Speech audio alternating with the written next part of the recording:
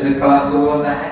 जो आज का जो क्वेश्चन है 11 नंबर, उसमें दे दिया है शरीर का कौन सा भाग केंद्रीय तंत्र बनाता है। शरीर का कौन सा भाग केंद्रीय तंत्र बनाता है। तो इसका राइट आंसर क्या होगा?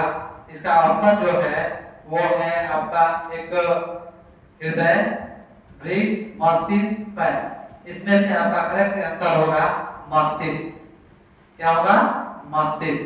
शरीर का कौन सा भाग केंद्रीय तंत्र बनाता है? तो कौन? मस्तिष्क। अब नेक्स्ट क्वेश्चन है आपको अंकुरित हुए बीजों की वृद्धि के अग्रभाग पर उत्पन्न होता है क्या? अंकुरित हुए बीजों की वृद्धि के अग्रभाग पर उत्पन्न होता है क्या? इसका ऑप्शन है अबोसेटिक, ऑक्सिन्स, फ्लोरेंस, इनमें से कोई नहीं। इसका करेक्ट आंसर होगा ऑक्सिन्स। इसका करेक्ट आंसर होगा ऑक्सिन्स। नेक्स्ट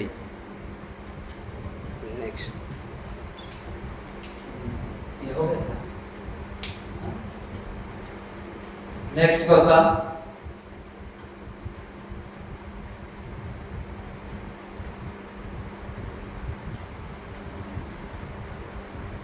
यौन आरंभ से संबंधित किसी एक हार्मोन के नाम बताएं। यौन आरंभ से संबंधित किसी एक हार्मोन का नाम बताएं। तो इसका ऑप्शन दिया हुआ है इंसुलिन, एस्ट्रोजन, एड्रेनलिन और इनमें से सभी। तो आपका सही आंसर होगा एस्ट्रोजन। इसका सही आंसर होगा एस्ट्रोजन। नेक्स्ट, अब तो यहाँ से 14 नंबर जो क्वेश्चन है, इंसुलिन हार्मोन की खोज किसने की थी? जो इंसुलिन हार्मोन है उसकी खोज किसने की थी? इसके बारे में इसका ऑप्शन दिया हुआ है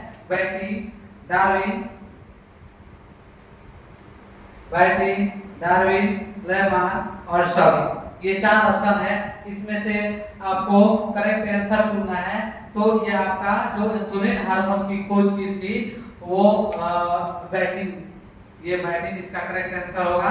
नेक्स्ट क्वेश्चन की तरफ चलते हैं।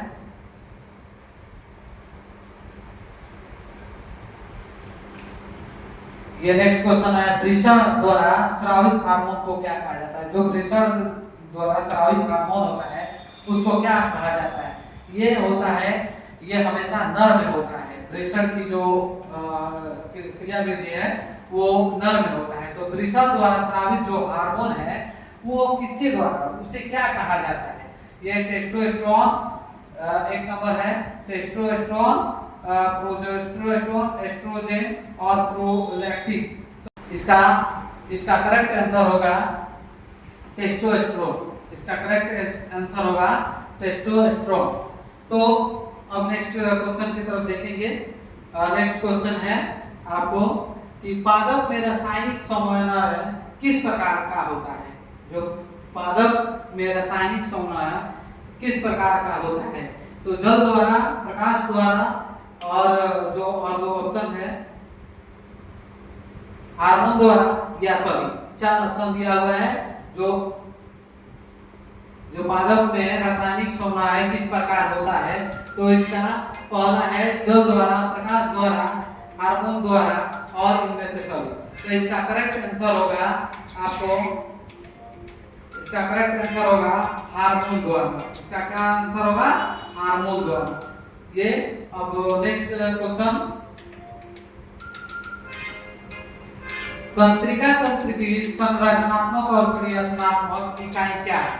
जो तंत्रिका तंत्र की संरचनात्मक और क्रियात्मक इकाई क्या है? तो इसका 4 ऑप्शन दिया हुआ है जो इस प्रकार से है, वृक्क, तंत्रिका, कोशिका, यकृत या सभी। तो इसका आंसर होगा आपको तंत्रिका कोशिका। इसका क्या आंसर होगा? तंत्रिका कोशिका। नेक्स्ट देखते हैं, मनुष्य में कौन उत्सर्जी अंग नहीं है? कौन उत्सर्जी अंग नहीं है? तो पहले हम देखेंगे ऑप्शन जो दिया है फेफड़ा, यकृत, अग्नाशय और वृक्क। देखिए उत्सर्जित अंग यानी जो बेकार पदार्थ होता है, जो अंग मतलब जो बेकार पदार्थ का को बाहर करता है उसको उत्सर्जित अंग कहा जाता है। तो इसमें 4 ऑप्शन दिया है। फेफड़ा, ये भी जो फेफड़ा है वो भी बेकार पदार्थ को अपने से दूर करता है, यकृत भी दूर करता है। और अग्नाशय, और ये जो अग्नाशय ये इसका काम नहीं है, ये उत्सर्जित अंग नहीं है। और विक्र ये है। तो ये इसका ऑप्शन देखिए, ये तो ये कह रहा है, यहाँ हम लोग थोड़ा सा मिस्टेक कर सकते हैं, नहीं। हाँ, तो यहाँ हम लोग ज्यादातर यहीं पे मिस्टेक होते हैं। तो जो उत्सर्जित अंग नहीं है, ये नहीं है, हम लोग को लगता है कि है, उसी पे हम लोग गलत कर जाते हैं। तो यहाँ नहीं है, तो कौन नहीं है? ये फेफड़ा है, यकृत है और ये वृक्क है। तो इसका करेक्ट आंसर होगा अग्नाशय। इसका करेक्ट आंसर होगा अग्नाशय। नेक्स्ट क्वेश्चन, रक्त में हल्के पीले रंग के चिपचिपे द्रव को क्या कहते हैं? जो रक्त में हल्के पीले रंग का चिपचिपे पदार्थ होता है उसको क्या कहते हैं? तो इसका ऑप्शन होगा प्लाज्मा झिल्ली, सीरम, बिंबाणु और लसिका। इसका करेक्ट आंसर होगा प्लाज्मा। इसका करेक्ट आंसर होगा प्लाज्मा। और नेक्स्ट क्वेश्चन की तरफ चलते हैं। यूरिया रक्त में कहां प्रवेश करती है? जो यूरिया है रक्त में कहां प्रवेश करती है? तो इसका ऑप्शन दिया हुआ है फेफड़ा से, यकृत में, श्वास नलिका में और वृक्क में। तो इसका आंसर होगा यकृत में। इसका आंसर क्या होगा? यकृत में। जो यूरिया रक्त में कहां से प्रवेश करती है क्वेश्चन है, इसका आंसर होगा आपका यकृत में। यही यकृत से जो यूरिया है वो हमारे रक्त में प्रवेश करती है। Next question,